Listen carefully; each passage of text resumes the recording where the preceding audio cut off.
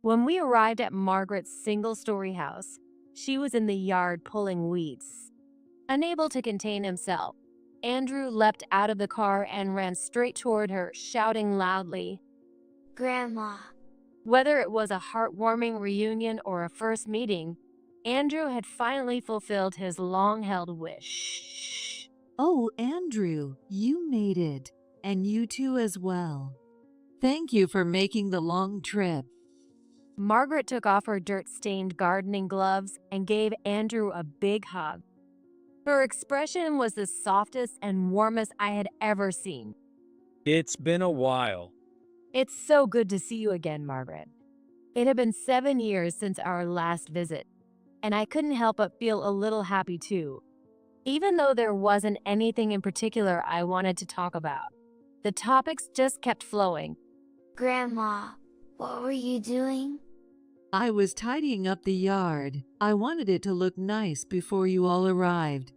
Thanks to her effort, or perhaps her regular care, the yard was beautifully maintained, exuding a sense of calm that seemed to reflect Margaret's personality. A small flower bed held several blooming flowers, adding to the charm. Well then, now that Andrew is here, why don't I prepare some drinks? Come on, let's head inside. Saying this, she took Andrew's hand. It was truly a heartwarming moment. Mom, about that thing we talked about. At this point, Stephen brought up something with an ominous tone.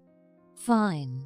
As I wondered what the conversation was about, I noticed something unusual about Andrew sitting next to me. The wide smile he had just moments ago had vanished, and his face was now pale as a sheet.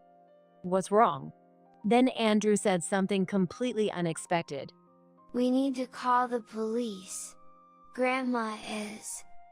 I'm Jennifer, living with my husband, Stephen, and our son, Andrew. Hello, is this Jennifer? It was a call from Margaret, Stephen's mother, who lives far away. Margaret and I have a great relationship, so I always welcome her calls, whether they're for a casual chat or anything else. Hello, Margaret. Good afternoon. Good afternoon. How's everyone doing? By everyone, she means me, Stephen, and our son, Andrew. Andrew is currently in first grade, so he's at school at this time and can't come to the phone.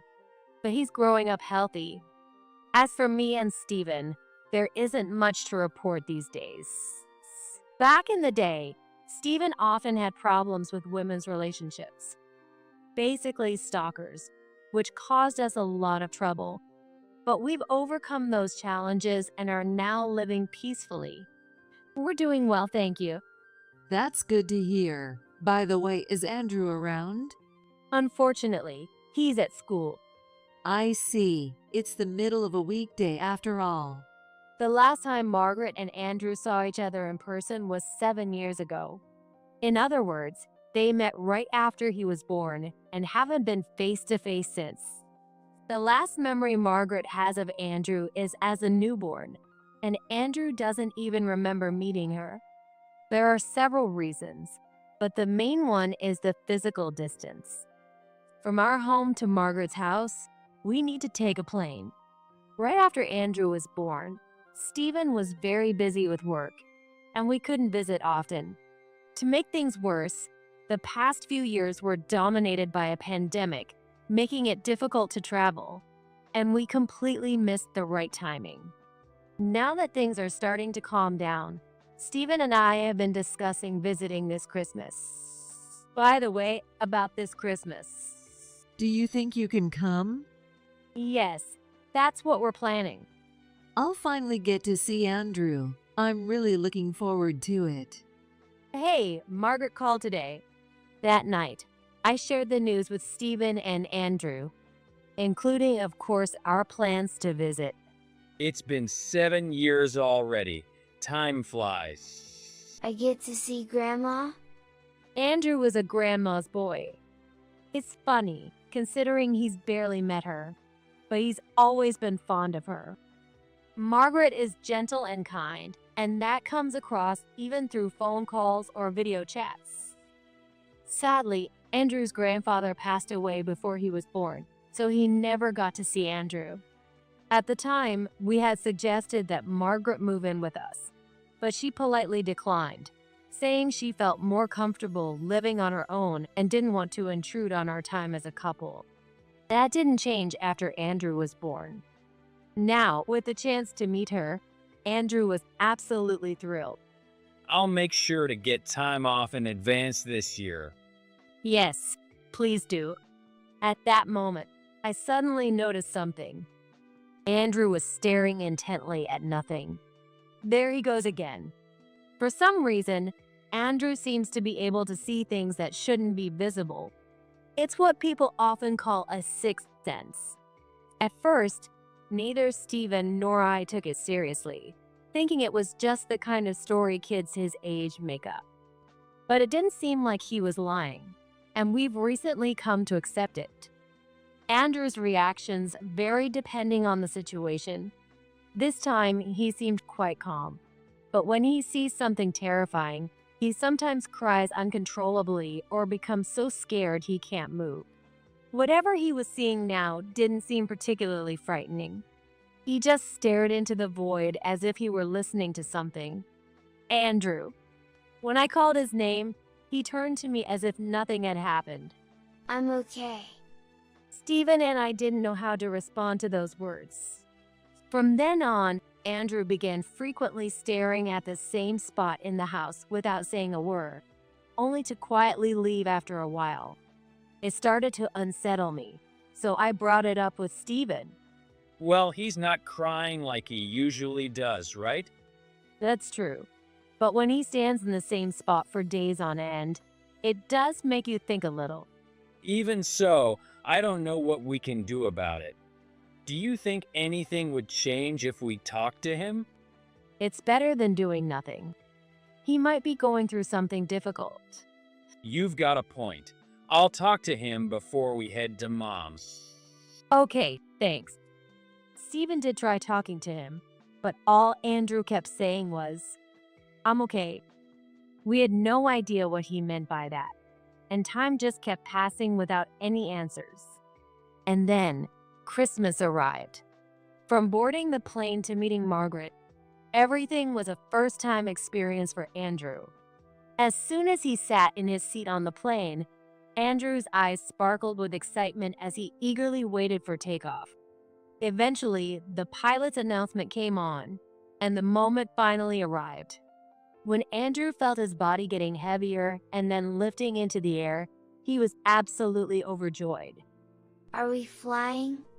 The way he asked me with quiet excitement was so endearing. Yes, look out the window. Watching the plane gradually lift off the runway, Andrew cheered with even more excitement. After about an hour and a half, we safely arrived at our destination airport, and from there, we drove for another 30 minutes before finally reaching Margaret's house. Even in the car, Andrew's excitement didn't wane. I was worried he might tire himself out before we arrived, but that concern turned out to be unnecessary. When we arrived at Margaret's single-story house, she was in the yard pulling weeds. Unable to contain himself, Andrew leapt out of the car and ran straight toward her, shouting loudly. Grandma. Whether it was a heartwarming reunion or a first meeting, Andrew had finally fulfilled his long-held wish. Oh, Andrew, you made it. And you too as well. Thank you for making the long trip. Margaret took off her dirt-stained gardening gloves and gave Andrew a big hug.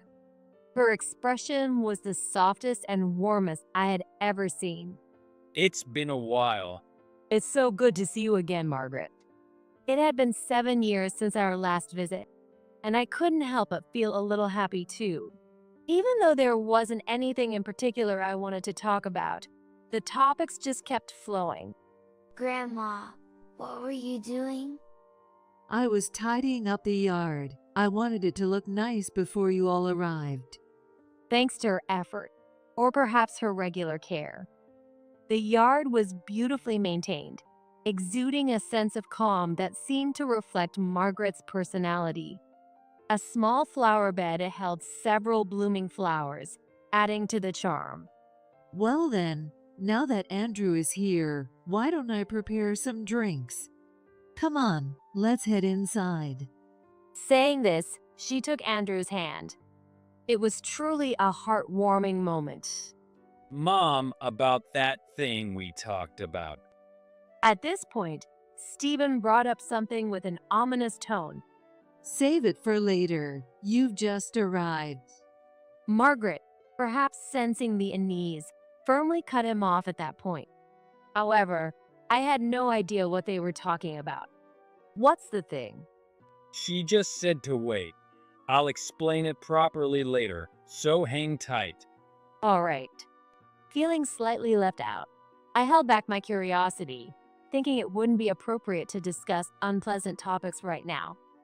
The inside of the house hadn't changed at all since 7 years ago. From the furniture arrangement to the overall atmosphere, everything was exactly the same, making me feel as if I had come back to my own childhood home. Come on, have a seat anywhere. I'll get some drinks. Let me help you. Oh, really? Well, in that case, I'd love your help. Even the kitchen cupboards hadn't changed. I found the instant coffee and tea bags and took them out. Stephen prefers coffee, Margaret enjoys tea, and Andrew loves milk tea, so I prepared each accordingly. You remembered. Of course. After a while, Stephen brought up that topic again. Is it all right to talk about it now? Fine. This time, Margaret gave in, and the two of them left the room together and headed upstairs. As I sipped from my cup, wondering what the conversation upstairs was about, I noticed something strange about Andrew sitting beside me. The wide smile he had just moments ago had vanished, and his face was now pale as a sheet. What's wrong? Then Andrew said something completely unexpected. We need to call the police. Grandma is. Call the police. What is Andrew talking about? We were just having a normal conversation moments ago, so why suddenly bring up the police? Unable to ignore the questions swirling in my mind, I asked Andrew to clarify. What do you mean by the police? It's dangerous. Grandma is. But he wouldn't say anymore. I felt as though I had experienced something similar to this situation before. I pushed my sluggish brain to its limits and finally remembered. Andrew doesn't give detailed answers when he sees something. If that's the case, then maybe Andrew saw something. Something terrifying. While I was lost in thought, Andrew's condition rapidly worsened, and he began trembling uncontrollably with fear. As Andrew's extraordinary trembling filled me with unease, the doorbell suddenly rang. I hesitated for a moment, unsure whether I should answer, but eventually decided to. If it was just a delivery or a neighbor, it felt wrong to make them wait. And frankly, I couldn't bear the tension in the room any longer. When I opened the door, I wasn't met by a delivery person or a neighbor, but by a ghostly-looking woman radiating hostility. In her right hand, she was gripping a knife. My heart was seized with terror, and I couldn't even manage a single word. Who was this woman? Why was she here? What did she want? Though the answers had to exist, my brain was too overwhelmed to process anything. However, just before I fell into complete panic, a thought pierced through my fear. I have to protect Andrew. At that moment, a large figure dashed past outside, slamming into the woman. I instinctively knew I had to act immediately. As I turned to rush to Andrew, I saw Margaret holding him tightly, his voice frozen in fear. Feeling a brief sense of relief, I turned my gaze back to the front door, where I saw Stephen grappling with the woman from earlier. What's going on? I'm sorry, Jennifer. I'll explain everything later. Mom, take Andrew somewhere safe. Without a word, Margaret acted as if she had anticipated this and quickly took Andrew out through the back door. Let go of me, Stephen. My brain refused to process the chaos, leaving me unable to make sense of what was happening. Who is she? As I said those words, a terrible realization hit me. It wasn't just a hunch. It was more like an answer, albeit an unwelcome one. This woman was one of Stephen's stalkers, just like the many others who had followed him in the past. Although things had seemed calm in recent years, it turned out that trouble had been quietly brewing beneath the surface.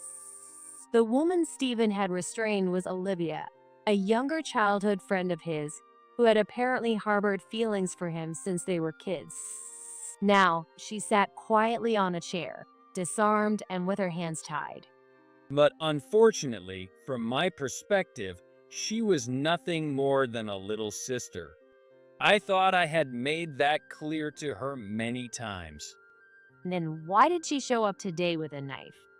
I directed the question at Stephen, but it was Olivia who answered. I knew Stephen had a woman and a child. They were in the way. If they were gone, Stephen would come back to me. Isn't that right? As you can see, reasoning with her doesn't work.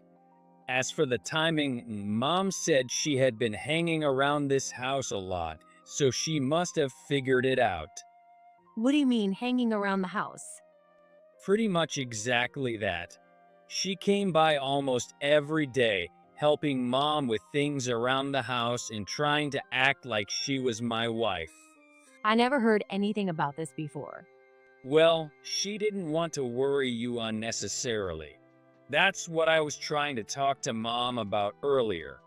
I was hoping to deal with this before anything happened to you or Andrew, but she beat me to it. What a mess this is. Stephen had dealt with many stalkers or near stalkers before, but this was the first time the situation had been so direct and dangerous. Although I hadn't mentioned it to him, I had already called the police, which gave me at least a small sense of relief. As we continued talking, Olivia muttered to herself in a low, incoherent voice, almost like a delirium. What would happen to Margaret without me? Do you have any idea how much I've done for Stephen? How much I've done for Margaret? They can't do anything without me. This house, Stephen, they need me. She didn't seem remotely sane. The thought that she might try something even more outrageous filled me with deeper fear. If there was anything positive in this situation, it was that she no longer had a weapon, and most importantly, that Andrew was safely away from all of this. I couldn't help but be grateful for Margaret's quick thinking. After a while, Olivia began to calm down and was able to hold a somewhat normal conversation. Although she kept apologizing over and over, it was still a marked improvement compared to her earlier hysteria. Why did you try something like this? This is a crime. I'm sorry, but I just wanted Stephen to understand how much I need him. I've told you many times, put yourself in my shoes. It hurts to reject you again and again. I couldn't bring myself to intervene in their conversation. To be precise, perhaps I didn't even want to intervene. In any case, as long as I still felt this overwhelming fear, no one would willingly get involved in such a situation. In any case, there was nothing I could do but wait for the police to arrive. Then, as if the tension had finally subsided, Olivia suddenly said she was thirsty. Stephen and I exchanged glances. There was an unspoken conversation between us. Should we give her something to drink? Should we untie her hands? Was her request genuine? After silently debating the options, Stephen reluctantly handed her a glass of water. He even untied her hands so she could drink properly. That turned out to be a mistake. Don't move. She grabbed my arm and pulled me toward her with forceful power. In her hand was yet another blade. It seemed Olivia had hidden a box cutter in one of her pockets. Olivia, stop this right now. I'm not joking. I'm completely serious. Everything will work out if she's gone. I was taken hostage in the classic scene you'd expect from a crime drama. The trembling blade pressed against my neck. Strangely, I remained unusually calm. So her claim about being thirsty was a lie. How can I turn this situation around?